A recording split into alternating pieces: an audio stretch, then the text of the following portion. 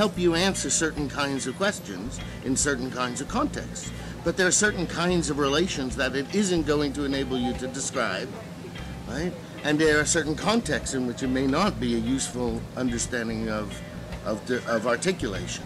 So articulation isn't a theory so much as it is a description of a kind of intellectual practice which has to be theorized concretely in the particular historical conjuncture. So therefore, my reading of Marx is, because I think, one could argue, I don't know that I want to claim Marx did cultural studies, but Marx was very clearly a thinker who was trying to embody a radically contextual practice.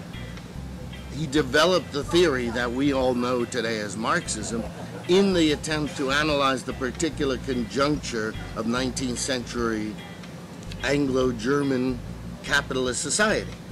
And that theory, is a very useful one. Some of those concepts and tools that he developed and some of those notions of determination he developed may be useful as tools in another conjuncture, but the whole package, as it were, why would one assume that something written 150 years ago over there is going to be useful, for example, in Cameroon or Colombia? I mean, some of the tools may be useful, and there may be some instances where you want to say, yes, here there is a deterministic relationship.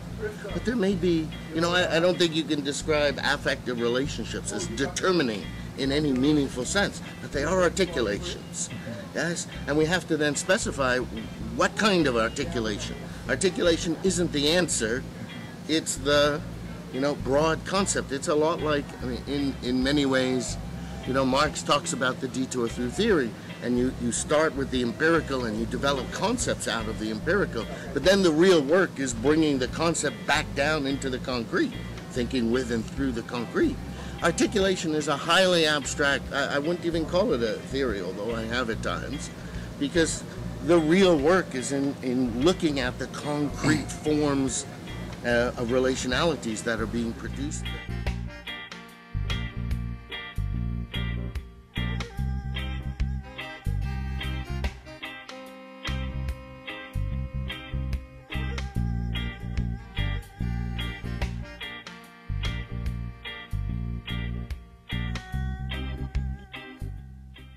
There's a real split, I suppose, as there is at most universities now, between, UNC actually has a reputation as a very liberal university. So there's a good group of liberal students. Okay. There's obviously a strong group of conservative students, and then there are all the ones in the middle who really are just at college because they need a job and they want to have fun and stuff.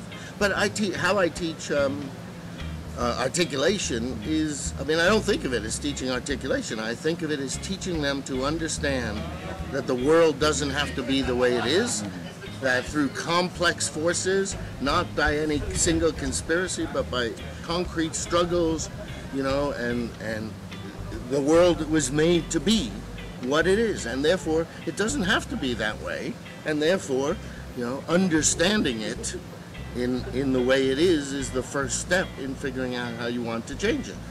And in that process, I want them to begin to realize that they can't think universally, right? That they can't think as if the truth they can discover the one and only truth in the end, right? That this is a process of a conversation that will keep on going. Often in my undergraduate classes, I don't use the word articulation. They don't really care about that. In some classes I will, but when I teach rock and roll, or when I taught it, I haven't for a while, I didn't talk about articulation or cultural studies. I just talked about, let's think about the relationship between why people were reading Catcher in the Rye in the 1950s and what the music was before this, and then what this new music, think about the racial dynamics of American society. Now think about what it means, now listen to, this black version of a song. Now listen to this white version of the song. How do you think these are connected? Why would this version do well? Was it purely because the record industry promoted this one? So I just try to get them to think about relationships.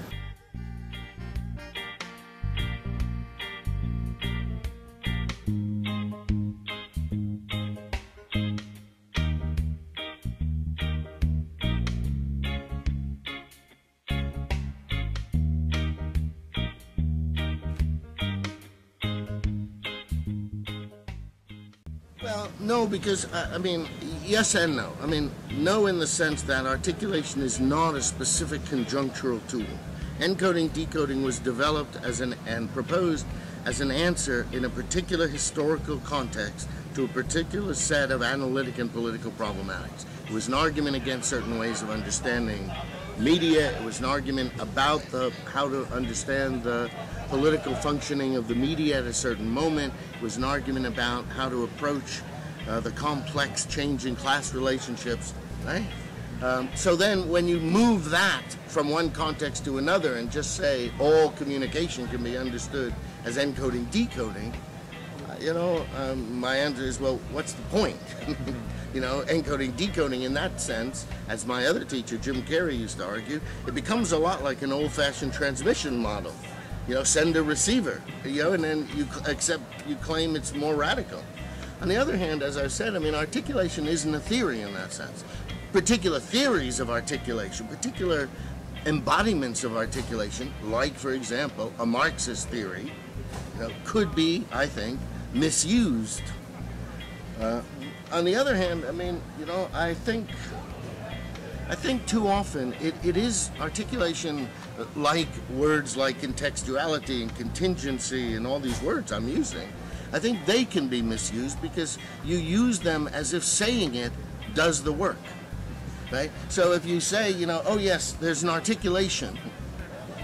Okay, that's all I've said. That's all I need to say. Yes, it's contextual. Or, yes, it's contingent. No, that's not the work. That's just posing the question. Now you have to tell me what are the specificities of the articulations? What are the specificities of the context? What are the particular contingencies? What are the particular contradictions, right? But I think, we've developed this kind of idea that it's become like a lottery, where they have the balls in one of those tubes, and then they pick out the balls. Do you have those in Canada? And they give you the winning number. So, you just reach in and you go, oh, here's contextuality and here's contradiction. And so we say identity is contradictory and contextual. End of the, Well, of course it is. But now tell me the specific articulations of that contextuality and the specific forms of those articulations. That's the work, right? That's what cultural studies is really about. So in that sense, I think it does become used in a kind of lazy way.